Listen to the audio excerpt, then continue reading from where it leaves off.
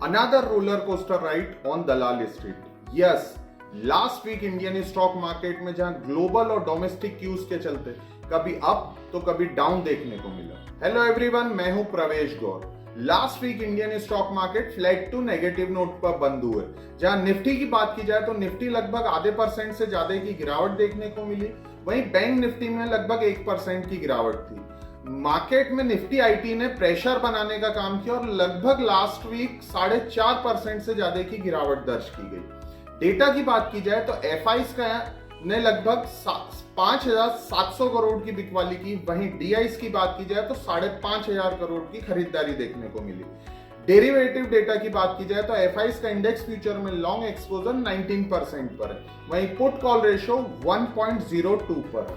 Technical outlook की बात की जाए तो निफ्टी में एक रेंज बाउंड सेशन देखने को मिल रहा है, जहां पे 22,640 ये इंपॉर्टेंट हर्डल का काम कर रहा है, इंपॉर्टेंट रेजिस्टेंस है। यदि निफ्टी इस लेवल के ऊपर निकलने में कामयाब रहा तो 22,800 से 23,000 तक के लेवल्स हमें निफ्टी में देखने को मिल सकते हैं। यस, लेकिन कोई भी बड़ा मूव अगर निफ्टी में हमें सोचना है या हम कोई भी बड़ा मूव लेना चाहते हैं तो वो मूव आपको 23,000 के ऊपर निकलने पर ही निफ्टी में देखने को मिलेगा। While on the down side की मैं बात करूं तो इंपॉर्टेंट सपोर्ट है वो है 22,300 और 22,000 का इंपॉर्टेंट सपोर्ट है जो निफ्टी में किसी भी गिरावट में आपको देखने को मिल सकता है। बैंक निफ्टी की बात की जाए तो बैंक निफ्टी अपने की सपोर्ट को रिस्पेक्ट कर रहा है, वो है 47,800 का। यदि बैंक निफ्टी 47,800 के नीचे फिसलता है तो 47,000 तक के लेवल्स हमें बैंक निफ्टी में देखने को मिल सकते हैं। ऑन द अपसाइड 48,600 और 49,000 बैंक निफ्टी के लिए रेजिस्टेंस लेवल है।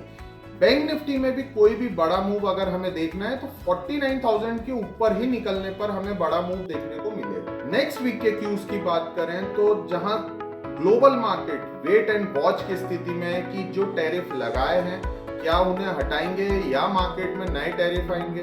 इसके अलावा लास्ट वीक से एक नया डर मार्केट के सामने आया है, वो है रिसेशन का डर, रिसेशन इन यूएस। हाँ, सही समझा। तो रिसेशन का भी एक डर मार्केट में देखने को मिल रहा है। नेक्स्ट वीक एक इंपॉर्टेंट आउटकम आना है, यूएस एफओएमसी मीट का आउटकम आने वाला है। उसके चलते डॉलर इंडेक्स और यूएस बॉन्ड यील्ड कैसे रिएक्ट करते हैं हमें उस पर भी फोकस बनाए रखना होगा। एफआईज और डीआईज के कैश फ्लो पर भी हमें फोकस बनाए रखना होगा। Now come to the recommendation for the next week. Buy MRPL at CMP 120 with SL 110 for the target 135. This is all about for the next week. Thank you.